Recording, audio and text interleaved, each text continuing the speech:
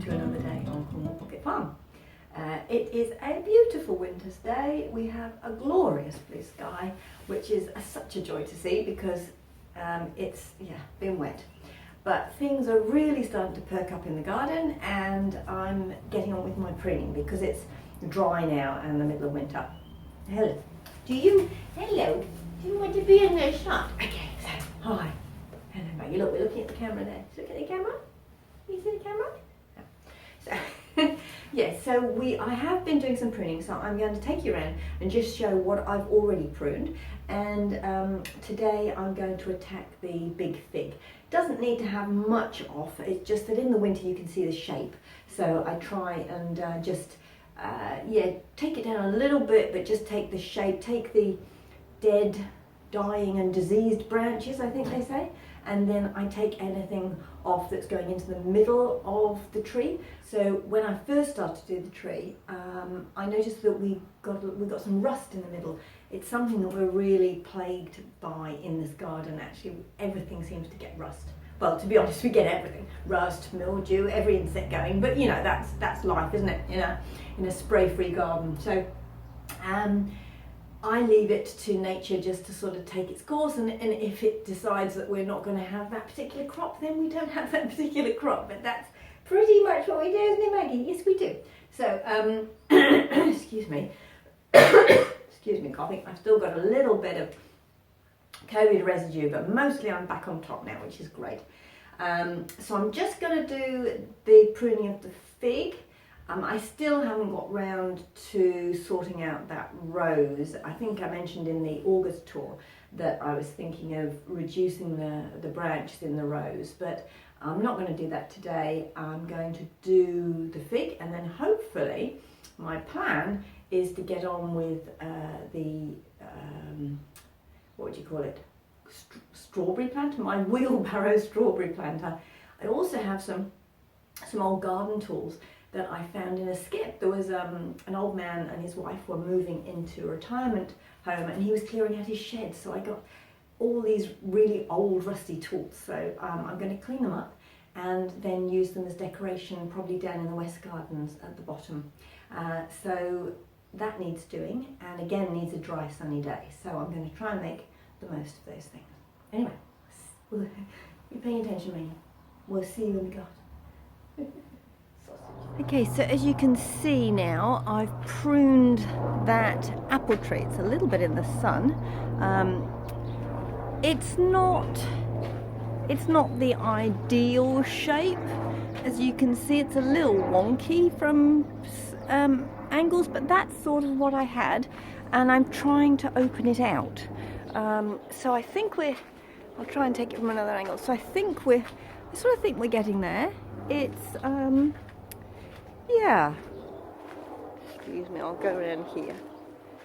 So yes, I've got a bit of a shape. I am opening it out. It's double grafted, so it's a bit tricky to do. One of them, I don't know which one actually, because they're not labelled. Which one is the Monty's Surprise and which one's the Peas Good and such. But definitely there's two there. But one of them is much more vigorous than the other one. So it's trying to tame that and then have the other one to go away. And that's the same on the plum. The plum has the same sort of issue. So that's the apple pruning that I've done, ready for spring. How exciting. I pruned the Dublin Bay rose. I don't know if you can, well, not much left to see, but hopefully you can see I've taken all of those other all of the sort of mad growth off it, and I've just left one main leader, and I'm hoping that it will sort of branch from the top, but we'll see. It's got one last year, and if it doesn't perform more, it will be replaced.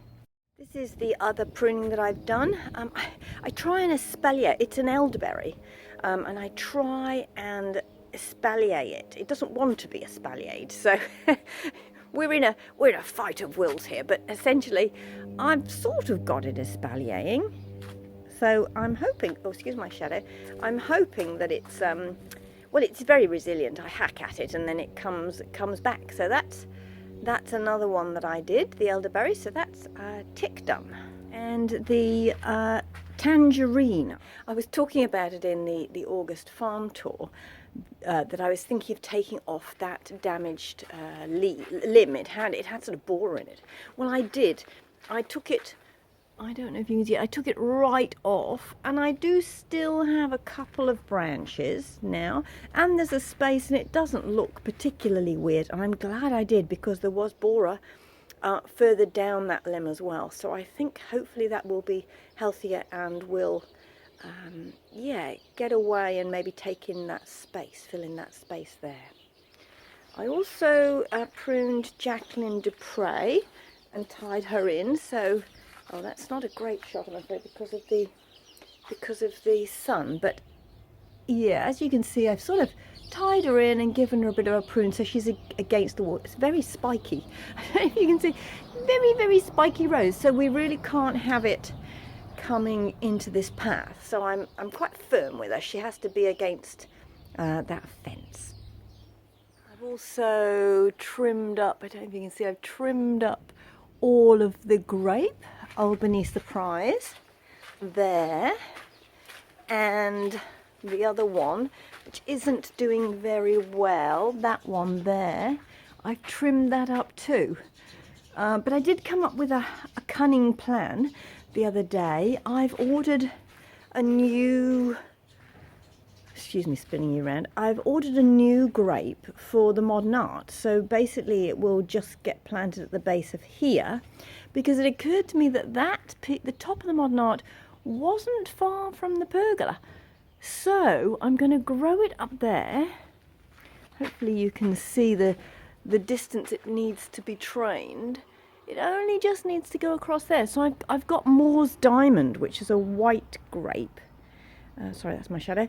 So I'm going to bring that onto the pergola, and that should help, well, lend a hand to the poor Albany Surprise, which isn't doing very well. And I did notice, strangely enough, the soil down here is very different. It's much drier and more friable than over here. For some reason, at the base of the Albany Surprise, which comes down there, it's quite sort of dense and clayey, and I don't really know why, but I think that could be what's stunting it. As I say, we have a little lemon there, and that also just doesn't seem to grow. We had another one previously in that spot, and it didn't grow at all. That is the one that came out, went over to the food forest, got devastated by slugs, and now is in recovery in that pot over there.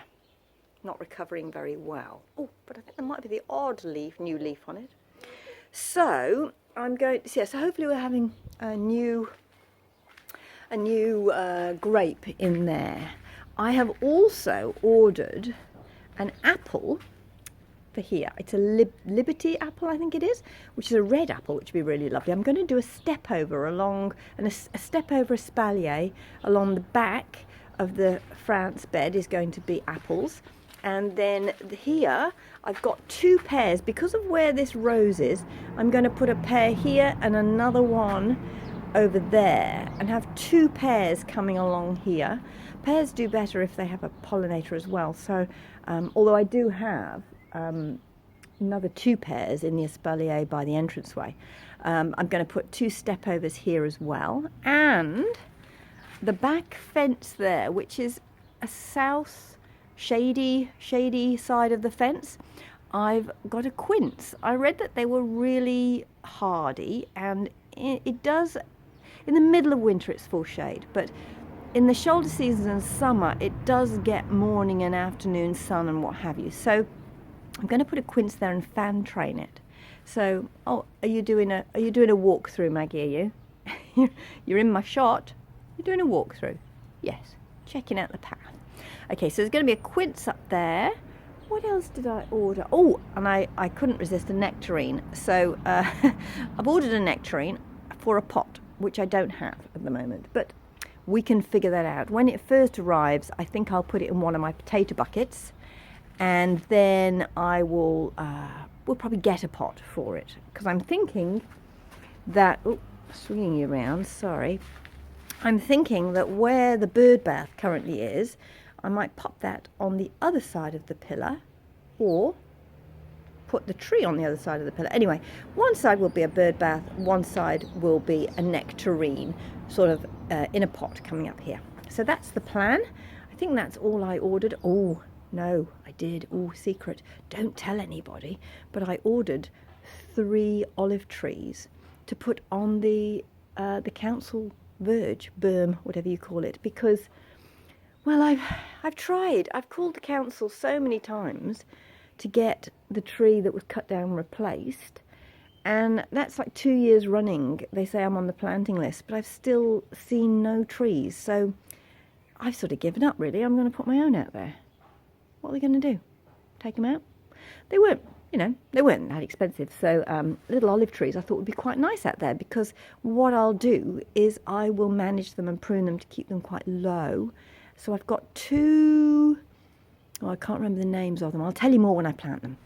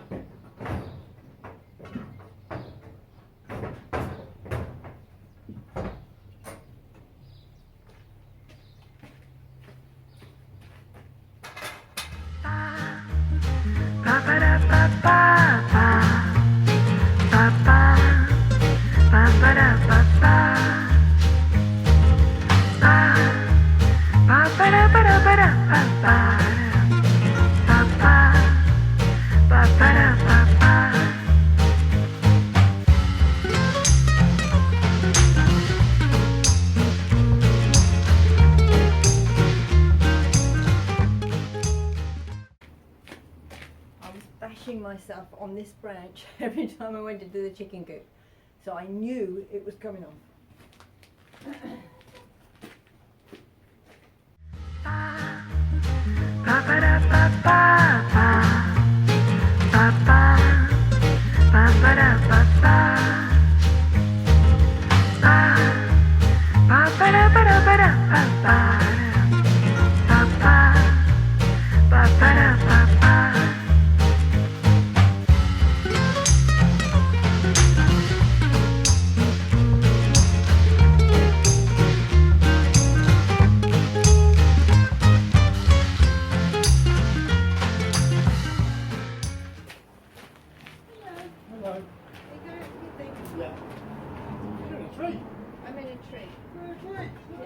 You're on video.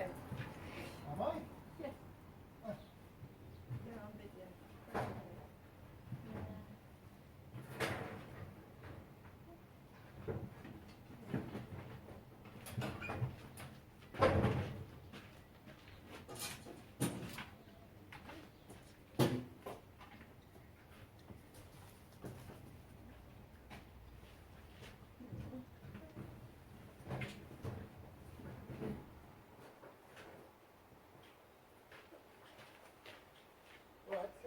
See you in a bit.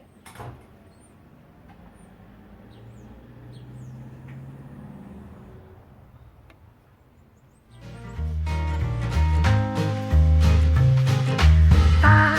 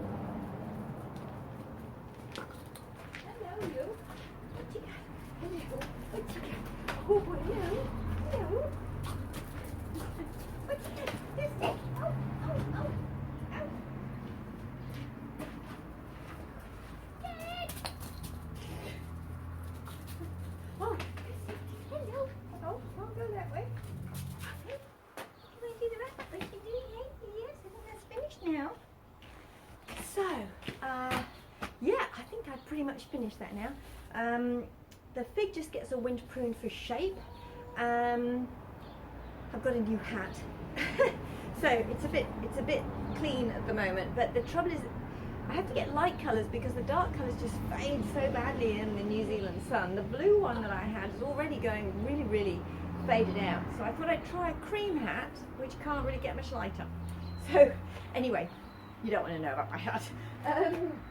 Fig tree, right? So it's just done its winter prune. That's where I prune for shape. And take any excess height out or anything that's really in the way, anything dead, dying and disease. And there were a few things that I thought I must clear out. Anything going into the middle as well needs pruning out. I've done the most of what I wanted to do. The fig tree has to live in a very specific shape. We need to get in and out of the gate and also get to the wood store. So it has to be a vase shape. Needs to be sort of open in the centre, and it doesn't need to be too high so that there's so we can still get to the fruit. Fig trees can get enormous, so this needs to be kept really in good shape. So that requires a winter prune, pretty much what you've just seen. I'll probably stand around for another half an hour and do tiny little bits just to finish it off. And then it has a summer prune, which I do at the beginning of December. It does like a spring flush. There's buds on it already, so that will just come away soon. And then it'll just really grow up. And then in early December, I trim off the top height. And then it will develop fruit on the new wood, but it will be on the shorter new wood. I will have chopped off the stuff that's really out of reach. So I've learnt this just by trial and error, and this seems to work quite well. I need to keep it in specific shape. It doesn't take long. Now I've got it in a good shape. It doesn't take long. And I need to do that with pretty much all the stuff in the garden because it's a very small garden and I've got a lot in it. So the espaliers, they need pruning. Oh, I didn't show you those before, but I have actually pruned up the espaliers, so they're ready for spring as well. All the roses, all the fruit trees, everything needs to be kept in a very small shape. So it's quite managed, but it means that we can get a lot in the garden. The avocados will be the same. If I let those go, they would be enormous. But they fruit on new wood.